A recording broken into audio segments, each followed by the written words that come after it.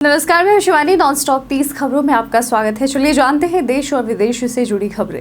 SSC CGL 2025 के लिए notification जारी हो चुका है। आवेदन 4 जुलाई 2025 तक होंगे। इस बार केंद्र सरकार के विभिन्न मंत्रालयों और विभागों में कुल 14,582 पदों पर भर्ती की जाएगी और परीक्षा 13 से 30 अगस्त तक सीबीटी फॉर्मेट में होगी। आवेदन शुल्क 100 रुपये है। संशोधन के लिए अलग शुल्क लगेगा। विभिन्न पदों के लिए योग्यता और आयु सीमा भिन्न तय की गई है। आईटीआर फॉर्म उपलब्ध होने के बावजूद टैक्स विशेषज्ञों की सलाह है कि 15 जून 2025 तक आईटीआर फाइल करने से बचें और इस समय तक फॉर्म 16, फॉर्म 26 एएस और एआईएस जैसे जरूरी जानकारियां उपलब्ध हो जाती हैं, जिससे गलतियों की संभावना कम रहती है। जल्दी फाइलिंग करने पर संशोधन की जरूरत पड़ सकती है और टैक्स नोटिस या रिफंड में देरी हो सकती है। प्रधानमंत्री जन धन योजना का उद्देश्य गरीब और पिछड़े वर्ग के लोगों को जीरो बैलेंस बैंक खाता सुविधा देना है। 10 साल से ऊपर के नागरिक खाता खोल सकते हैं, लेकिन बीमा लाभ 18 से 59 वर्ष वाले लोगों को मिलेगा और सरकारी कर्मचारी, टैक्स दाता और पेंशन भोगी इसमें शामिल नहीं हो सकते। खाता खुलवाने के लिए आधार, पहचान पत्र और अन्य दस्तावेजों के साथ नजदीकी बैंक शाखा में आवेदन करना होता है। भारतीय वायुसेना के पायलट शुभांशु शुक्ला शिवम 4 मिशन के तहत 11 जून 2025 को अंतर्राष्ट्रीय अंतरिक्ष स्टेशन की यात्रा करेंगे। वह आईएसएस जाने वाले पहले भारतीय होंगे। इस मिशन में वैज्ञानिक शोध और अंतरिक्ष में जीवन का प्रशिक्षण शामिल है। भारत ने इसके लिए $70 मिलियन खर्च किए हैं। मिशन भारत की गगनयान योजना के लिए एक अहम कदम साबित होगा।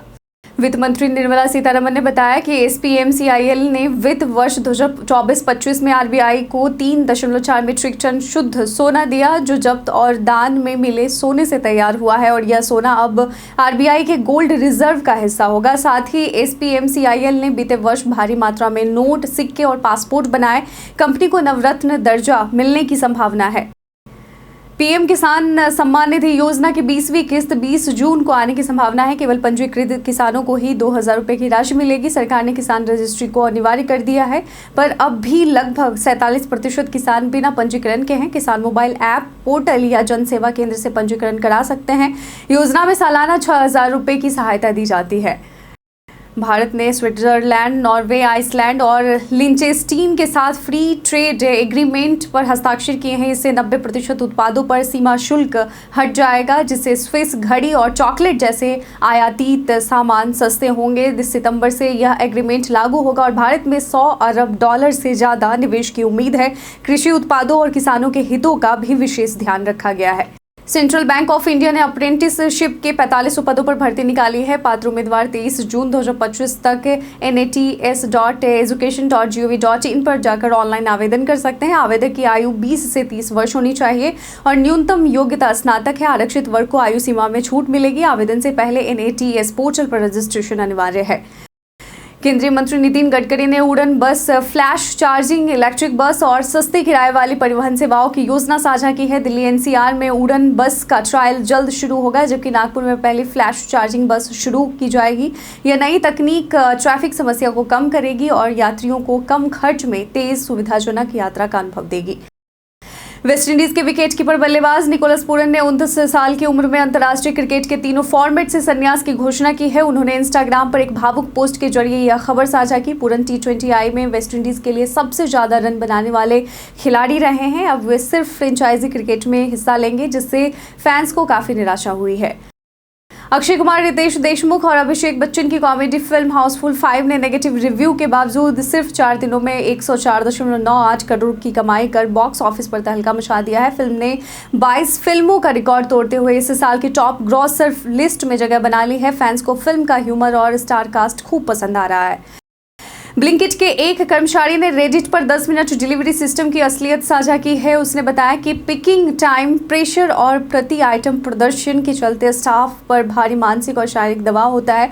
कर्मचारी ने गोदाम में दुर्घटना और असुविधाजनक वर्किंग कंडीशन का भी जिक्र किया है, जिससे यह अल्ट्रा फास्ट सेवा कर्मचारियों के लिए खतरनाक बनती जा रही है।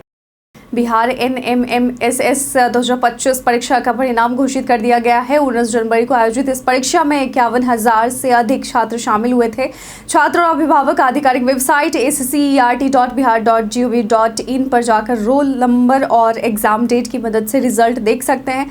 स्कोर कार्ड में छात्र का नाम, स्कूल, MAT और SAT स्कोर जैसी जानकारी उपलब्ध होगी। रूस भारत चीन तनाव कम कर RIC त्रिपक्षीय मंच को दोबारा सक्रिय करने की कोशिश में जुटा है। रूसी विदेश मंत्री लावरोव ने भारत चीन सीमा पर हालिया स्थिरता का हवाला देकर बातचीत शुरू करने की पुष्टि की है। रूस पश्चिमी प्रभाव को संतुलित करने और बहुध्रुवीय व्यवस्था को मजबूत करने के लिए भारत की रणनीतिक स्वायत्तता को महत्वपूर्ण मानता है।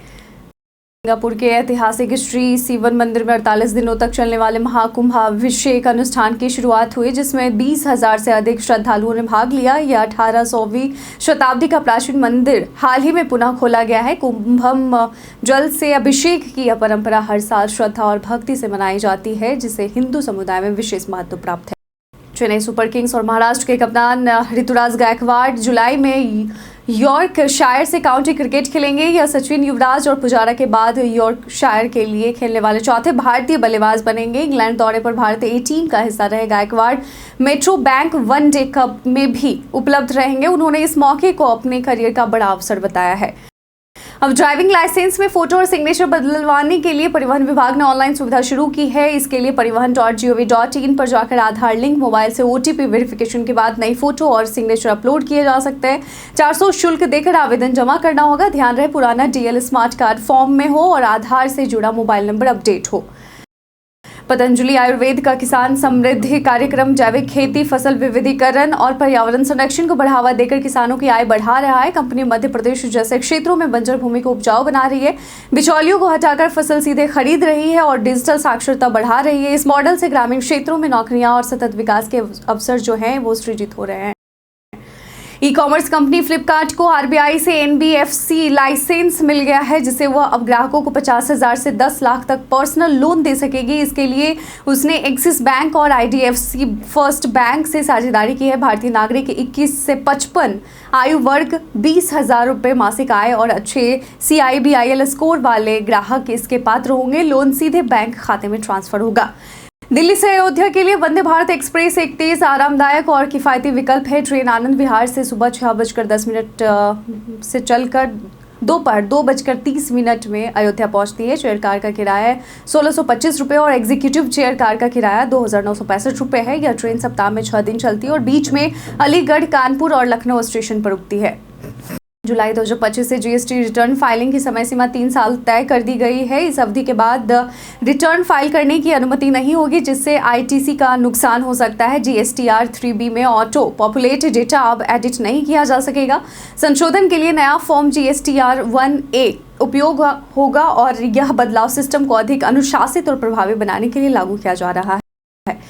एलन मस्क के स्टारलिंक को भारत में ऑपरेटिंग लाइसेंस मिल गया है और अगले 2 महीनों में इसकी सेवाएं शुरू होंगी। ग्राहक 33,000 रुपये की सैटेलाइट डिश खरीदकर 3,000 रुपये मासिक में अनलिमिटेड इंटरनेट इस्तेमाल कर सकेंगे। ग्रामीण और दूरदराज क्षेत्रों में यह सेवा क्रांति ला सकती है। स्टारलिंक ने 1 महीने का फ्री ट्रायल और जियो एयरटेल से साझेदारी भी की है। दीपिका पादुकोण ने पिता प्रकाश पादुकोण के 70वें जन्मदिन पर Padukone school of badminton launch किया है और इस पहल का उद्देश्य पूरे भारत में बैडमिंटन को बढ़ावा देना और बच्चों के उज्जवल भविष्य को संवारना है। हाल ही में मां बनी दीपिका पादुकोण का यह कदम स्पिरिट विवादों के बीच काफी सराहा जा रहा है। रणवीर सिंह ने भी इस मौके पर खुशी जताई। वाराणसी विकास प्राधिकरण गंजारिया स्टेडियम के पास एक अत्याधुनिक अर्बन टाउनशिप बसाएगा, जिसमें आवास, स्वास्थ्य, शिक्षा, शॉपिंग और मनोरंजन की सभी सुविधाएं होंगी। मंडलायुक्त इस राजलिंगम की अध्यक्षता में प्रस्ताव को मंजूरी मिली है और अब इसे शासन को भेजा जाएगा और इसके साथ ही रिकॉर्ड रूम, सिटीजन ऐप और शिकायत प्रबंधन पोर्टल का भी लोकार्पण किया गया है। मथुरा वृंदावन नगर निगम ने बांके बिहारी मंदिर के चारों ओर लगभग 5 एकड़ क्षेत्र में कॉरिडोर निर्माण का प्रस्ताव पारित किया है। महापौर विनोद अग्रवाल ने बताया कि श्रद्धालुओं की बढ़ती संख्या को देखते हुए यह निर्णय लिया गया है। विपक्षी पार्षदों ने परंपरा और स्थानीय प्रभाव के मुद्दे उठाए, लेकिन महापौर ने सभी को पुनर्वास और सहमति का आश्वासन दिया है। JEE 2025 के बाद स्टूडेंट्स सभी बीटेक ब्रांच चुनने में लगे हैं। Computer science, AI, data science, electronics, mechanical और एनवायरमेंटल इंजीनियरिंग 2025 की टॉप ब्रांचेज है। कोर्स चयन करते समय अपनी रुचि, स्किल्स, करियर गोल्स और मार्केट डिमांड को ध्यान में रखना चाहिए। CSE और IT ब्रांच में हाई सैलरी और ग्लोबल स्कोप ज़्यादा देखने को मिलता है। फ्रांस के अखबार को दिए इंटरव्यू में विदेश मंत्री एस जयशंकर ने आतंकवाद पर भारत की जीरो टॉलरेंस नीति दोहराई। उन्होंने चेताया कि अगर भारत पर हमला हुआ तो आतंकी पाकिस्तान में हो या कहीं और, उन्हें ढूंढ कर मारा जाएगा। उन्होंने चीन को दोहरे मापदंड न अपनाने की सलाह दी, अमेरिका से व्यापार समझौते की उम्मीद जताई और यूएनएससी में भारत की अस्थायी सीट की वकालत की। भारत सरकार नई टोल पॉलिसी लागू करने जा रही है, जिसमें यात्रियों को केवल तय की गई दूरी के हिसाब से ही टोल देना होगा। फास्टैग और नंबर प्लेट स्कैनिंग से टोल की स्वचालित वसूली होगी, जिससे लंबी लाइनों और समय की बर्बादी से छुटकारा मिलेगा। टोल शुल्क सीधे बैंक अकाउंट से कटेगा, जिससे प्रक्रिया और भी आसान और किफायती हो जाएगी।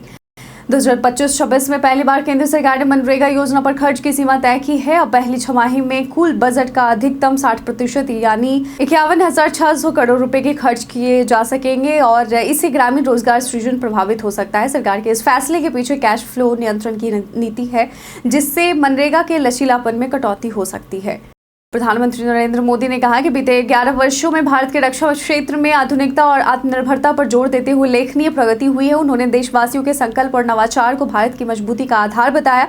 सरकार ने वैश्विक रणनीतिक साझेदारियों को भी मजबूत किया है और आत्मनिर्भर भारत की दिशा में रक्षा उत्पादन से लेकर स्पेस तक नई ऊंचाइयां छुई है। और इसी के साथ बीते दिन हमारे द्वारा पूछे गए सवाल का आप लोगों में से बहुत लोगों ने अपना जवाब में कमेंट सेक्शन में लिख कर दिया था। जिन्होंने पूछे गए सवाल का जवाब दिया उनके नाम है नौशाद रजा, अमरजीत यादव, कृष्णदेव चौपाल, संजीव कुमार, मोहन, दीपक कुमार, बाबूलाल और अर्जुन राम। इसके साथ ही बढ़ते हैं आज के सवाल की ओर। आज का सवाल है कि आपके क्षेत्र में आज का तापमान कितना है? कमेंट सेक्शन में लिखकर जरूर बताइएगा और साथ ही अपने क्षेत्र का भी नाम अवश्य लिखिएगा।